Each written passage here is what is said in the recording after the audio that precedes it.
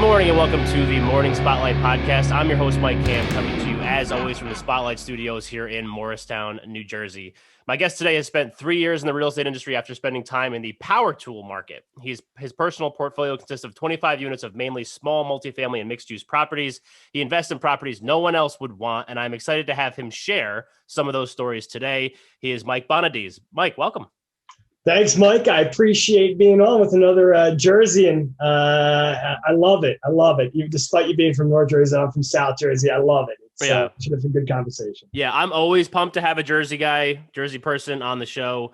And just because you're from South Jersey, I'm not going to hold that against you, which I think is probably why you have some of these kind of crazy properties, which I'm excited to hear about. So how does one go, just first question right out of the gate, because as I was reading that bio, I was trying to think of what I wanted to ask you first. How does one go from the power tool market to real estate investing? Oh, all right. So, I mean, the quick and simple was in the power tool market, I was kind of like that intersection between finance and sales. I was doing a lot of brokeraging between the big box stores like Home Depot, Lowe's. I was figuring out the price of like a screwdriving bit and all that kind of stuff. And in that industry, especially when you're dealing with the big box stores, you have to make a lot of deals. And I was definitely known as a wheeler and a dealer in the office. And one of my buddies, who was a cubicle down the row, always heard me wheeling and dealing and came up to me and said, yo, Bonadies, you should look at real estate because you have to make deals in that industry and you can make more money for yourself. And that's pretty much how it came to be. And I had a little bit of I started looking into real estate, started looking at how the mechanics of being a landlord works, and I liked it.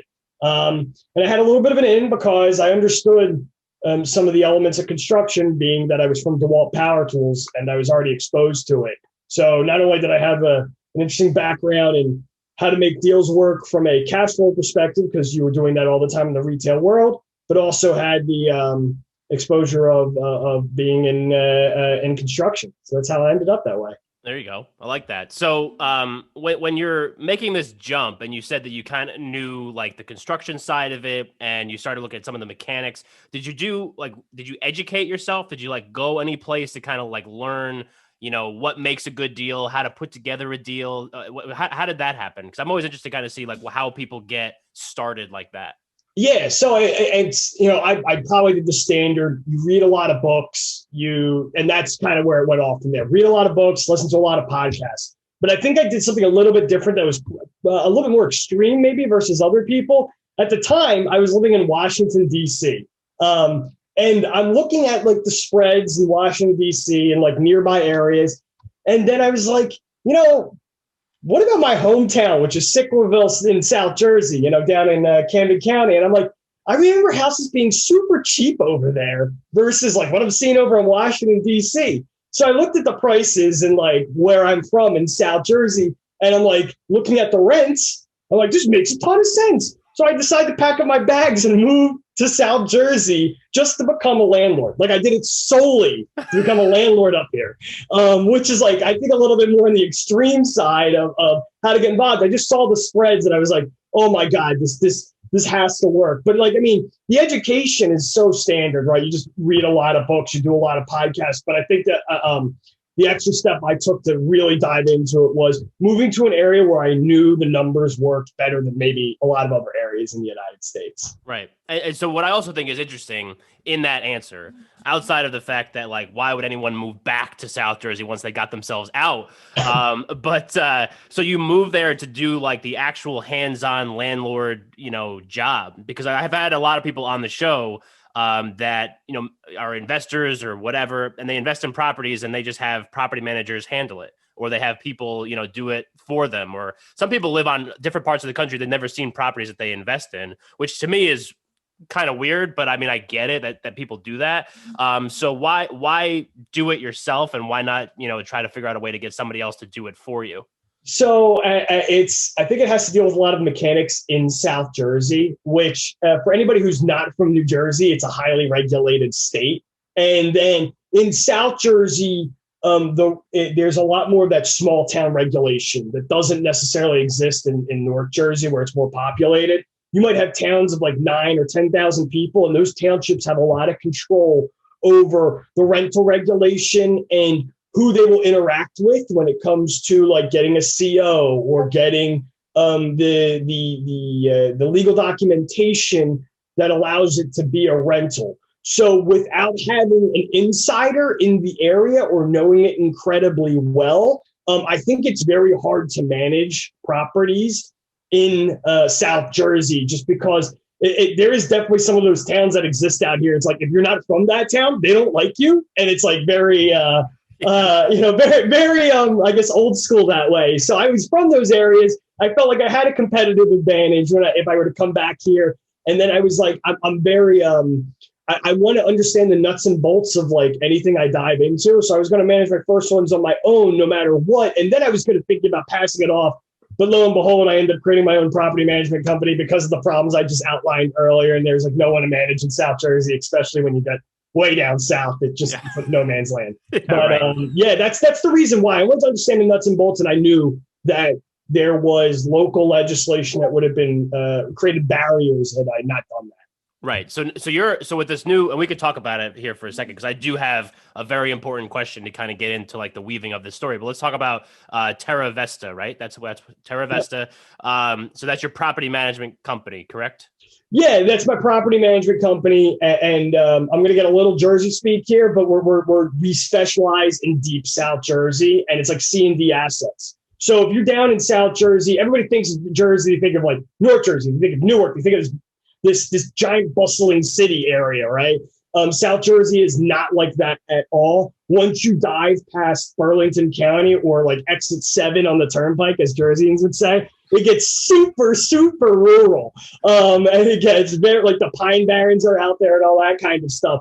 So my property management company that I started with my partner, Drew Sy, we specialize in these very rural and very, generally speaking, it's fairly, it's more blue collar, less income. You're not thinking of Hoboken.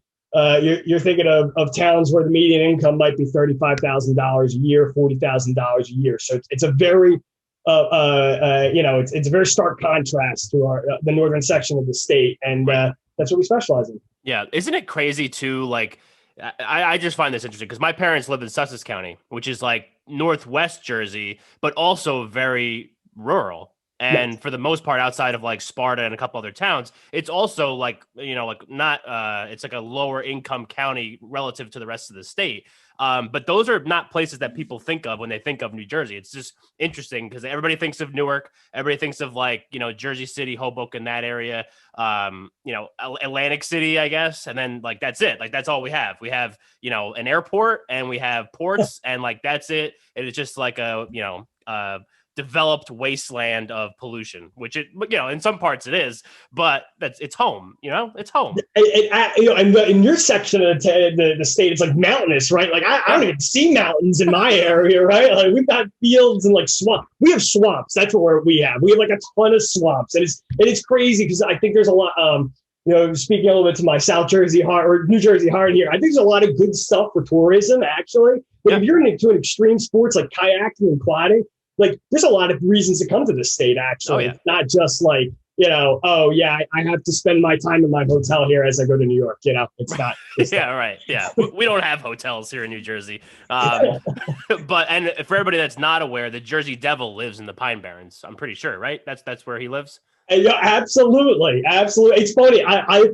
I've spent time in the Pine Barrens and I've heard people speak English and not understood a single word in the conversation, like completely foreign to me. It is, you don't have cell phone service out there. It's wild. It's wild. Oh my God. I love it. All right. So this is a really important part of our episode here. So we're going through this change from, what you were doing prior to getting into real estate investing. You decide that you want to manage your own properties. You know that you want to do them in this area. Like, why? So the stuff that I was reading in your bio about how you invest in properties that no one else would, was that just part of like the game plan? Like why would you, I want to hear some of the stories after this, but like, why would you pick that? Like, couldn't you find something that maybe was like more in that the way the numbers work out and maybe you weren't going to get all the stuff that people, wouldn't want to invest in, or was just a low barrier to entry and just kind of an easy way to get started in real estate? So I think it's twofold. Part of it's a natural product of being in this area, and part of it's the financials behind it. So if you're looking at areas in South Jersey, a lot of the homes are built before 1940. Actually, most of the homes are built before 1920. They're incredibly old houses, and that is, but at the same time, the price per door, we pick up properties down here in South Jersey for $15,000 a door, $25,000 a door, and our rents are a one bedroom can go for $1,000, a two bedroom can go for $1,400. Yeah. But our purchase price is so low, so it creates this naturally amazing spread, right? Where my margin on my doors can be very high. The byproduct of investing in those doors is the age of the building and the problems that come with it. A lot of the stuff, like if I look particularly at places like Cumberland County or Millville, Vineland, those areas, a lot of it's pre-1940, actually somewhere to build anywhere between 1880 and like 1930. Multifamily construction, and it's small multifamily, and it's Victorian conversions. And for those who don't know what Victorian conversions are, they were built as a single family house. Then they got converted to a multifamily house at some other time. And the house is built like a jigsaw puzzle. So it creates it was part of that was a byproduct, right? Because that's how the houses work. But also, if you look at, and if you subscribe to like Bigger Pockets and any of the big real estate, media outlets, they're going to tell you buy stuff that is, past 1952. They're going to tell you to buy stuff with that's carpet and paint, and because it's easier to get into. Well, there's more competition for those doors. Right. When I was first getting into it 3 years ago, there was no competition for these types of properties that I was buying. It's like, go on the MLS. Okay, which ones are we buying today, boys? Because they all work out. Right. And you just have to not have the fear of getting into, uncovering all the skeletons in those closets. Which we have literally found skeletons behind some of the walls and some of the properties that Seriously? we bought. Yes. Oh my God. So it is, that was part of it was, hey, high barrier to entry because of these problems, which means less competition, which allows us easier entry. Gotcha. So skeletons in walls, like what are some other things that you've run into with some of these properties?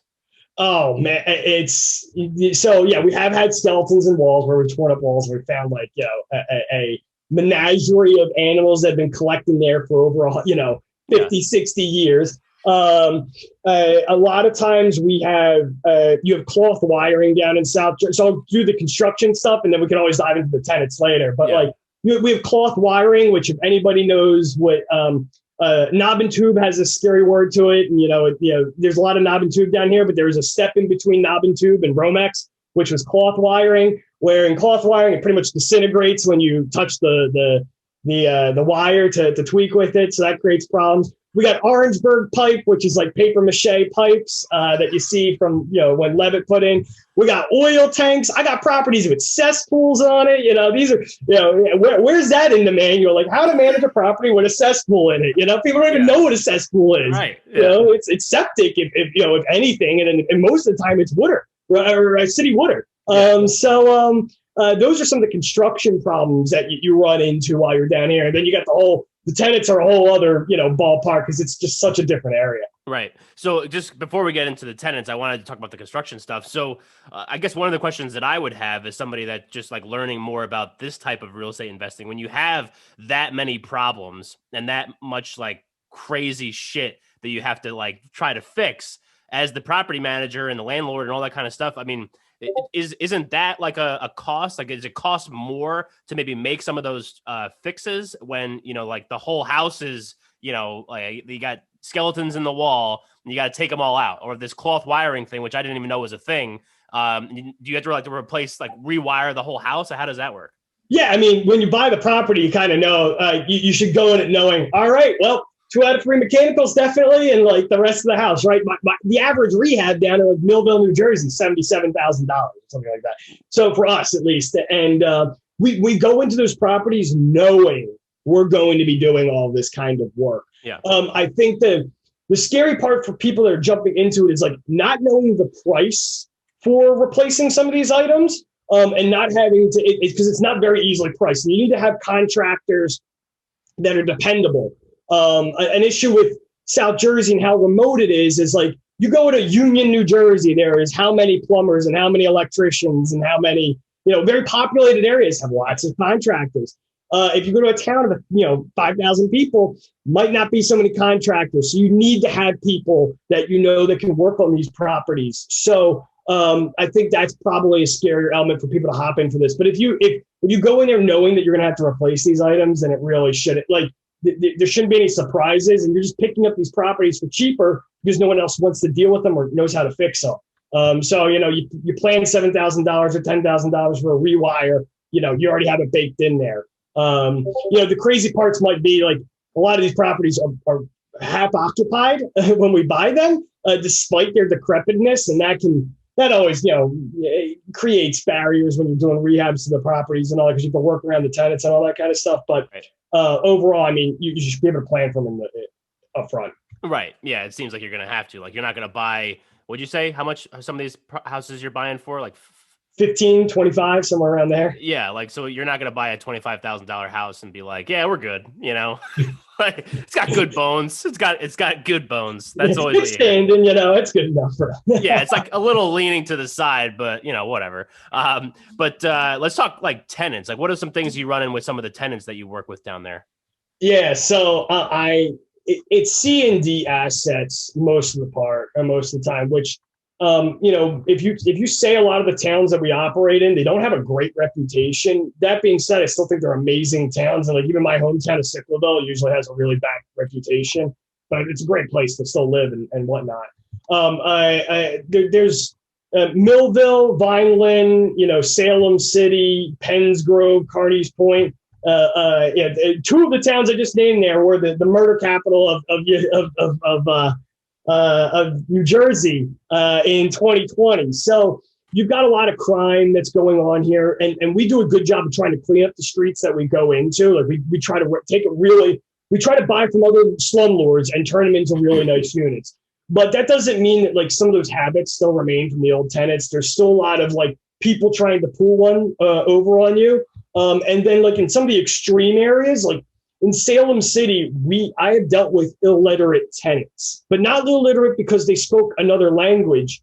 Illiterate, and English was their primary language. Yeah. So some of these areas are very rural and very poor, which makes it difficult. And then you still have like, again, Salem City is like the perfect example because I think it's like probably the hardest town to manage it, in the state of New Jersey, probably top 10 in there in the United States. I don't know. I don't know other ones, but it's pretty bad. Yeah. We've had, I've walked into a property where the house is a breeding ground for dog fighters. I had a plumbing issue where the tenant would not allow us into the property to fix the plumbing issue, and then decided a really great alternative to to not fixing the plumbing issue would be defecating on the floor, not in the tub, not in a bucket, but just my maintenance guy walks in and the tenant's there defecating on the floor, just squatting. And just these are some. Honestly, where else are you going to go, I guess, Yeah, that makes total sense to me. And so those are some of the, issues that we deal with. It's a lot of it's like the towns have not, it's not the town's fault. It's just, there's this perpetual, like if you think of Millville, like people do not have a high opinion of it. And therefore the old landlords did not put a lot of effort into those buildings, and they let it, run down. And therefore, the tenants treated it like the landlords treated it. And now, we're correcting that behavior. So I think that makes it difficult. The other contrast that one fit on that is these are very blue collar towns. Like Vineland Industrial Zone really is the major employer down there in Cumberland County. We're not, and these people aren't driving and commuting to Philadelphia or a big city. They're not. They don't have these white collar jobs somewhere else. So you do have that element of it. It's blue collar housing, and a lot of the jobs are rather hillbilly-ish out here, right? Like, you have a lot of farmers. I got people that I employ that work on farms, right? So there is a little bit of a different mentality maybe versus someone who's got more of an urbanized rental. And that can be good or bad, right? A lot of the tenants may try to fix their own stuff, but then they may also try to fix their own stuff, which mean in their own ways, and you get some crazy solutions to problems within the property, if that makes sense. Oh yeah, it definitely makes sense. So what I find interesting is that so my girlfriend's father is a real estate investor, and he does a lot of investing in Patterson, which presents its own challenges. So it could fall into some of those same categories that you were mentioning earlier. And so one of the things that she's told me about him when he goes into Patterson is everybody kind of knows him. They know him. He kind of comes through, does his thing, and takes care of his properties. He also manages his own properties. So what's that experience like? I know you're from down South Jersey area. Do people like the fact that you're coming in and buying up a bunch of houses? Do they know you? How does that work? Yeah, there's they know the company for sure, especially in the towns that we're very big in. And they usually look at it as a positive experience. Oh, okay. TerraVestra is now managing this. This is awesome. For the tenants who are good, the tenants who are trying to work the system, they kind of know okay, it's time to get out, or, let's hunker down because these guys definitely run a tighter ship. So I think that is a good thing. And yeah, you definitely have a reputation. I think more important in South Jersey, you have a reputation with the town, and because the township can cite probably more liberally down here than in other states, because towns have much tighter control on what can go on. So if they know that you're a good landlord, they'll call you up and try to work with you on different things. And they know that you're improving the town, they're very understanding, and they're really happy to see that happen. And so the towns that we do have a large presence, they know us. And a lot of times it plays to our advantage. We have a lot of tenants that just want to stay with us. They'll just move to a different property amongst our network, because they know that we do good service. So that does work out. There is times though that it can be a kickback, right? I'm going if you go to a smaller town like Alloway or Pennsgrove or something like that, there's only a couple thousand people in these towns, and a lot of the tenants are related to one another. So I've had times where I've had unrelated buildings with multiple tenants that are all related to one another. One of them stops paying, and then all of them stop paying. Because they all, they plan it out and to a certain extent, or they feel like one of their family members was wronged, and therefore they're going to all take that. And then it can also work in our favor, though, if you do have family members, and you can be like, hey, you call them up, your brother or your relative is getting off the wrong track, going on the wrong track, and you help iron them out. That does play an advantage, but that sword cuts both ways, especially in those small towns. Another problem is going to be your renter demographic. If you've done something, if my company's done wrong to somebody in these small towns, we might have a limited renter pool, right? If you're in Alloway, which is a town 900 people or 600 people, somewhere around there, there's not that many renters in that town, right? Yeah, so it's if you've wronged them,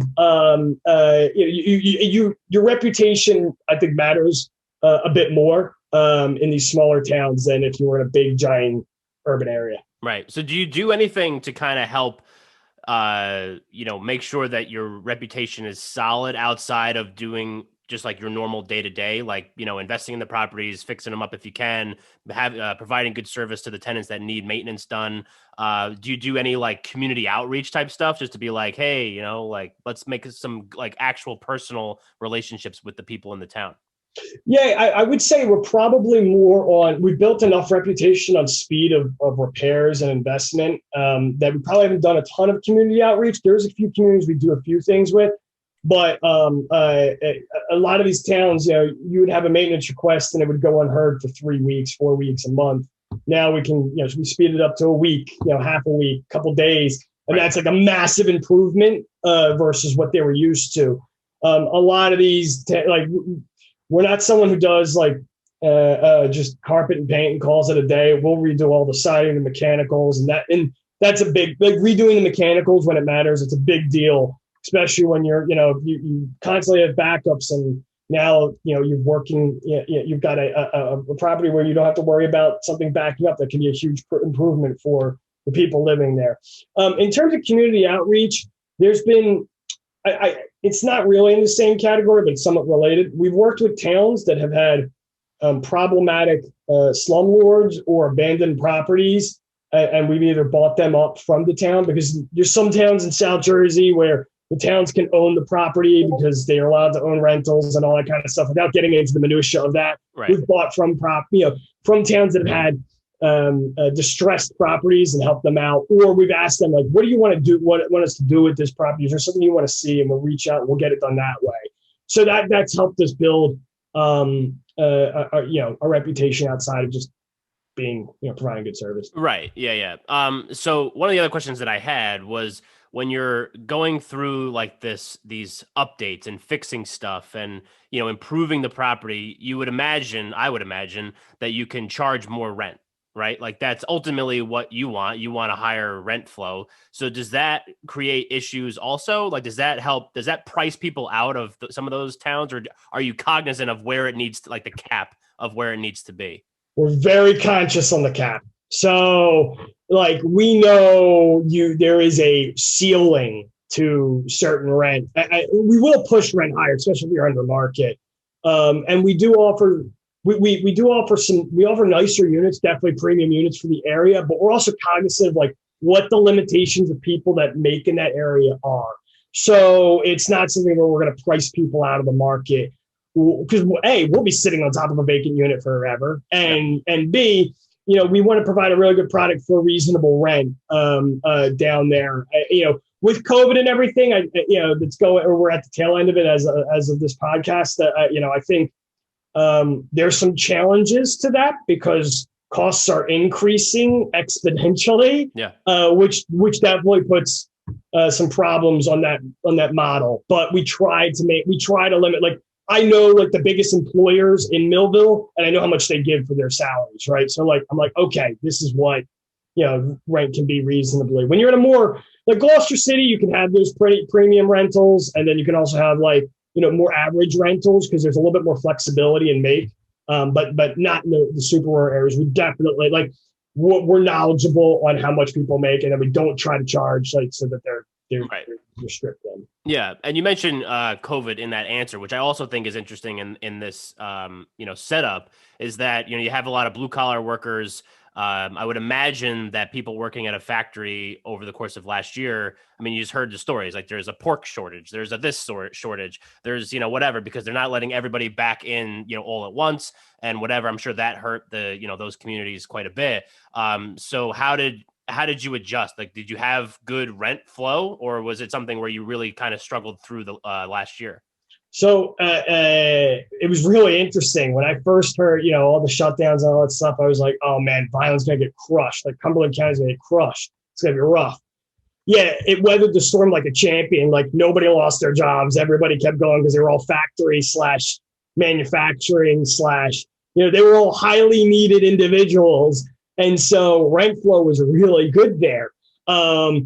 Where we got hurt, and it's funny because it totally goes against a lot of like, I think, popular teachings out there. Single family market was rough. That's where we saw the most abuse of the moratorium that it's currently going on in New Jersey. And we also saw the most fluctuations in what I would consider like my upper middle class housing. That's where we saw people lose jobs. That's where we saw people really get hurt. We do have like, Gloucester City has some more entertainment service-based industry that absolutely got hurt because restaurants and all those shut down. Yeah. But it was funny, like the farms and manufacturing, that stuff kept chugging along, no problems. Yeah. It was the service and upper middle class where we saw the bigger problems. And if I compare multifamily versus single family delinquency, multifamily really had very little. Single family had way more, and that goes against, I think, popular belief where single families are more stable versus multifamilies. So Yeah, it is what that's my experience been. So Yeah, right. No, I was curious because I've had another friend of mine is a multifamily investor and he does a lot of like workforce housing. And I think I talked to him at some point, maybe late summer last year, and he was like, "Yeah, we're at like 98% rent collection." And he was like, we had a couple people reach out, that said that they needed some help, so we worked with them. But overall, we were pretty good. So I was just curious if you had the same experience down there. Very, very similar. I think there's one other additional point of being like a small town property manager is like when COVID was getting hit, we worked with local recruiters to give jobs to our tenants. Yeah. So we were sending out like, hey, if you don't have a job, go talk to this person. Here's the application. Like, by the way, if you reference TerraVestra Property Management, your application will be placed in the top of the stack. And we worked with those recruiters to help find gaps for or help close the gaps for our tenants. Yeah. Which I think is something that you're positioned to do as a small town, you're able to do as a small town property manager. You might not be able to do it if you're in a more urban area. Right. Well, there's some community outreach right there. I think that's really great. Like you're trying to help the people. I mean, it helps, everybody involved, and gets everybody, moving in the right direction. But I think that's great. So do you also manage properties that you don't own?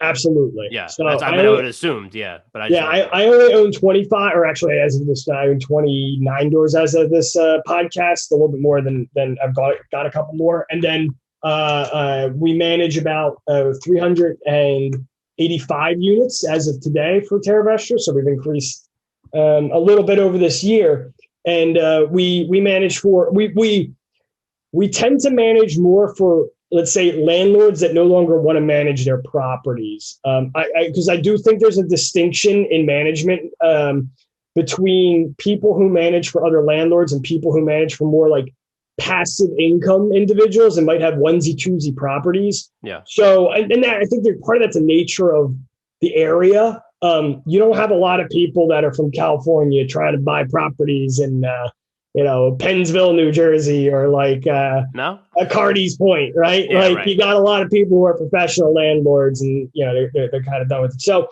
yeah, we do manage. We manage for. I had my own. I started off as a landlord myself, and then we grew into a management company. Right, gotcha. So the one of the things, so like for everybody that doesn't know, when I have guests on the show, I have them fill out like a little form which has some different topics, maybe that we wanted to cover.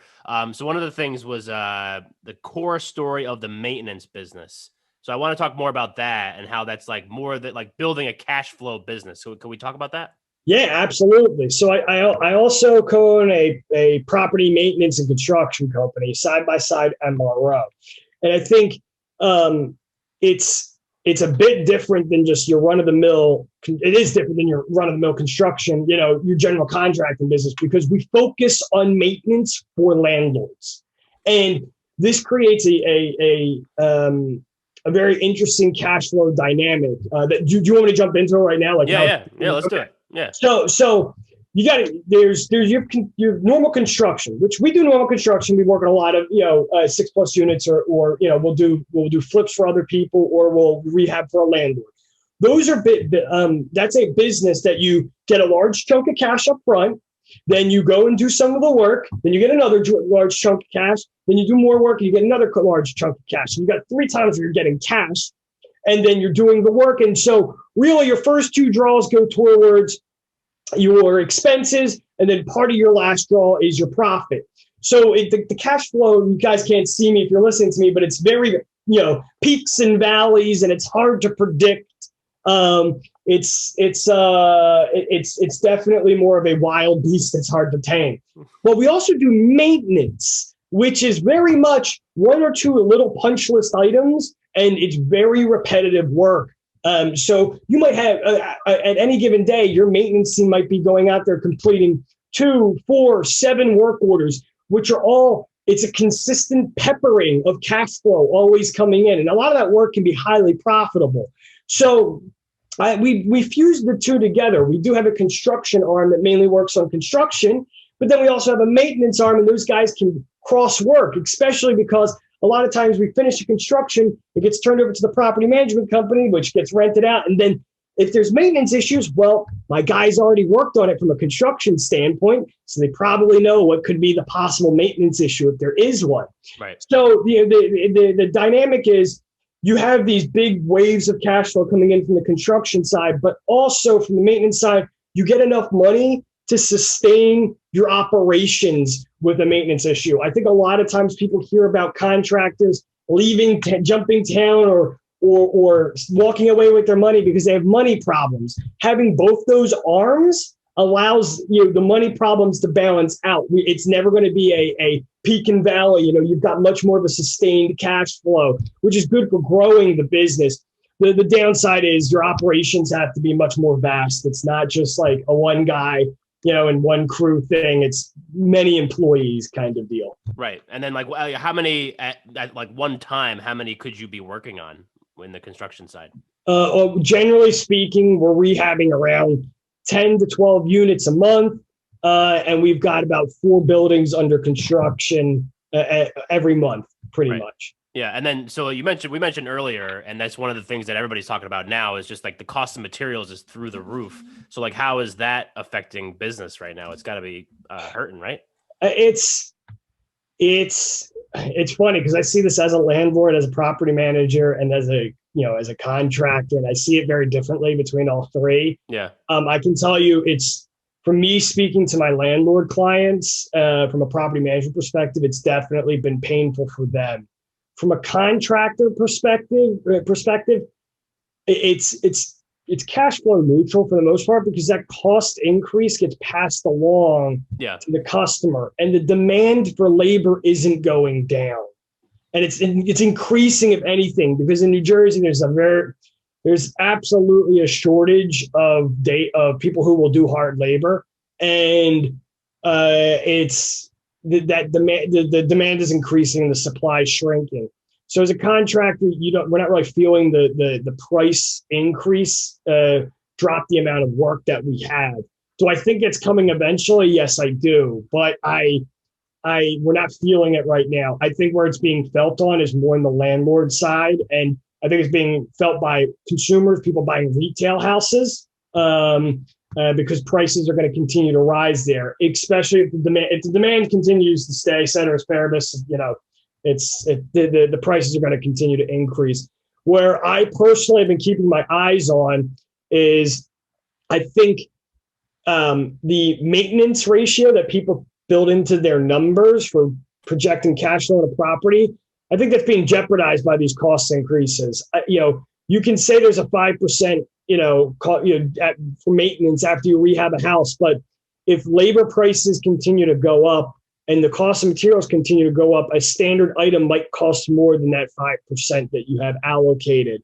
So that's where I think that there's going to be some harm to the people that have projected their cash flows in our business. So that's really where I see potential problems. I also see, because of the cost of increasing going up, when does it become not, like, rents are going to continue to go up now based on everything that's going on with COVID, especially in New Jersey with the increased cost of doing business with the moratoriums and the increase in property taxes and all that.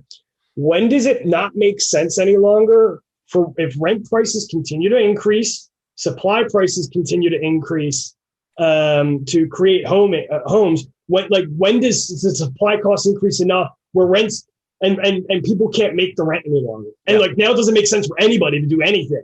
When does that occur? Because I think that's somewhere in this horizon at a certain point. It's like stagflation from the 70s. I think that's very relevant here. Yeah, no, absolutely. I mean, it's just something we've said this a lot on this show with a lot of different markets and different types of investments and all that kind of stuff and different areas of the real estate industry. Like, it's just going to take a while for the dust to settle, but it's definitely something to keep, at the forefront of your mind. Do you ever see yourself doing any other type of investments outside of what you're doing now? Like, do you think you'll ever, get out of doing the properties that no one else wants and maybe try to compete with somebody on a property that maybe somebody else does want? So I think our next move for me and my partner, because we have a bridge to the contracting world, and we are contractors, we got guys, we've got equipment.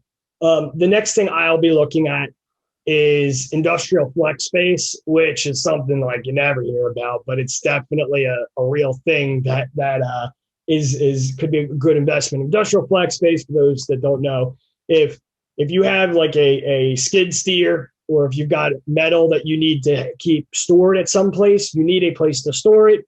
You store it at these industrial flex space areas like dumpsters, skid steers, bobcats, all that kind of stuff.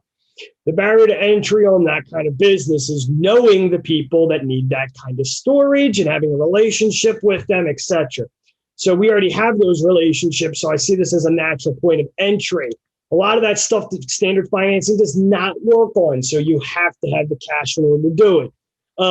And you need to be in markets where that kind of stuff is relevant, which if you're in a rural area, that stuff is always relevant. You need a place to store your large capital equipment. So I see that as a play for myself. Me and my partner have also talked about storage. And again, storage is becoming really popular, but I think storage in rural areas is a little bit less popular. So again, that's like we're not trying to reinvent the wheel, but we understand the market that we play in and how niche it is. And there's just not a lot of people down in South Jersey. So I think we're going to continue to build out in South Jersey because there's not a lot of people that play in this area. Right. Yeah. And that is, I do think that's a smart idea because, the area needs it. Right. And there's a demand for somebody like you. So I think that it just all kind of works out.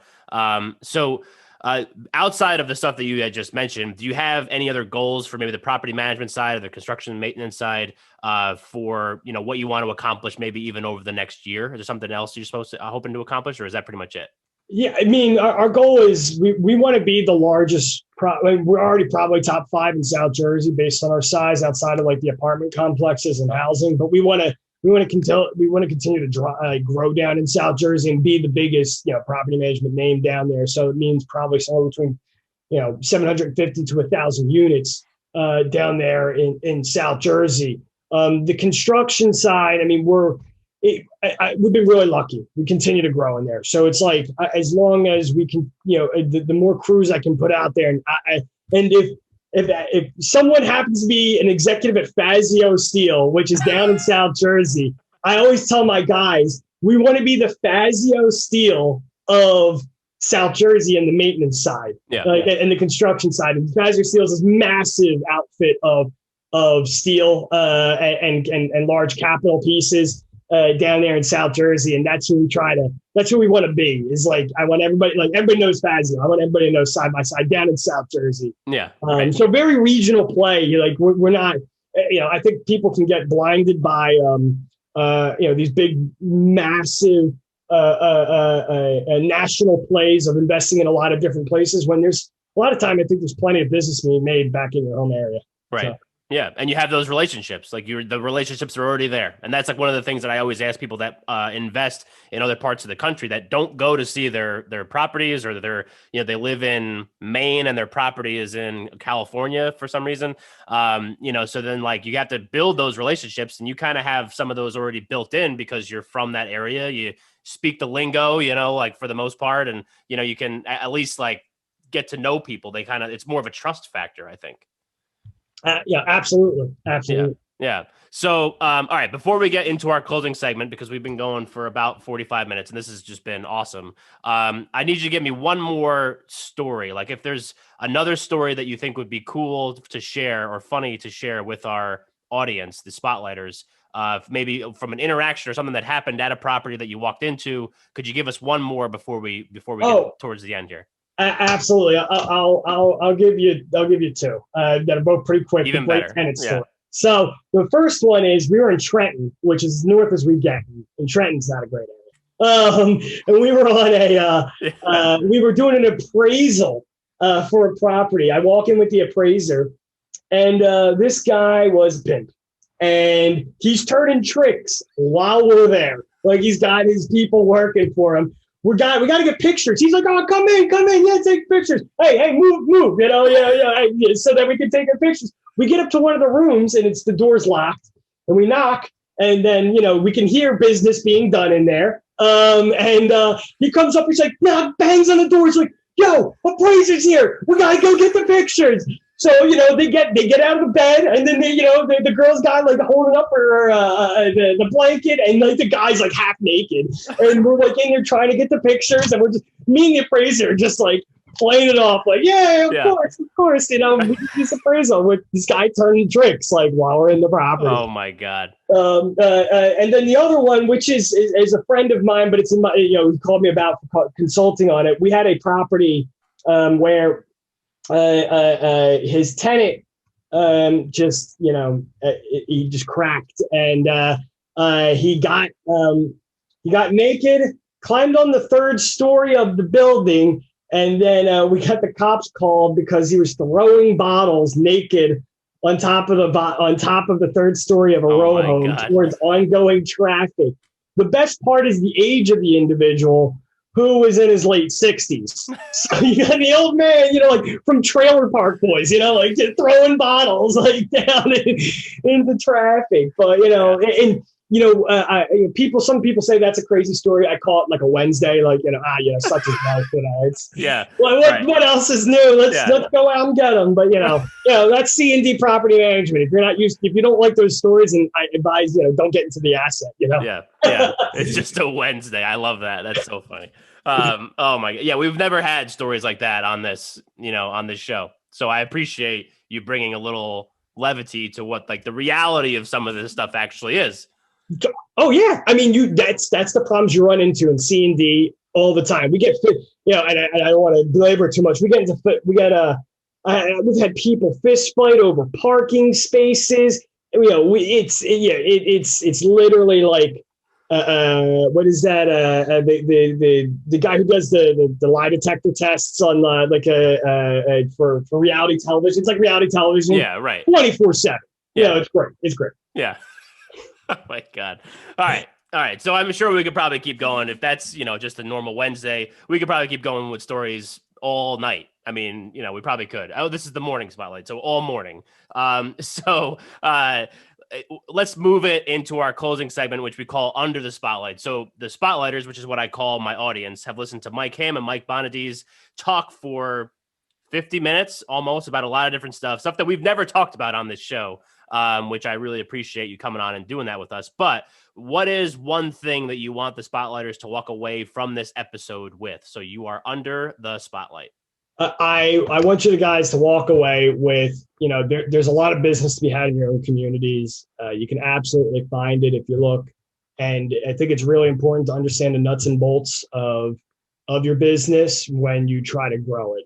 It's one thing to say, hey, I'm going to build this one business and I'll build systems for it. It's another to be, do all the groundwork, and then you can build systems off that, but you got to understand the groundwork first. Right. Yeah. No, I think that's great. I think that really sums up perfectly what this episode really was all about. Just going back to your hometown and building a business. That's really what this is, right? Yeah. Yeah, absolutely. All right. So if people want more Mike, and I can't imagine after this episode they wouldn't, where can they go to get more of you, learn more about you, your businesses, if they're interested in somehow getting involved or whatever? Where can they go? Yeah. My Facebook handle is at TerraVestra Rentals, and or you can go to www.TerraVestraPropertyManagement.com. It'll be in the show notes because TerraVestra, that is hard to spell out. So regret making that one my name, but yeah. Awesome. Yeah. And like Mike said, I like always, I will put all those links in the show notes. So if you want to go reach out to him, you can. I will obviously as always put my links in the show notes, themorningspotlight.com, and the email address, themorningspotlight@gmail.com. So if you do want to reach out to me to get to Mike, that's fine too. I would be happy to make that introduction. Mike, thank you so much for coming on with us today. This was awesome. This was an awesome episode. I really appreciate it. Thank you, Mike. I really appreciate it. I had a ton of fun with you. Same here. And Spotlighters, thank you for listening, and we will catch you next time.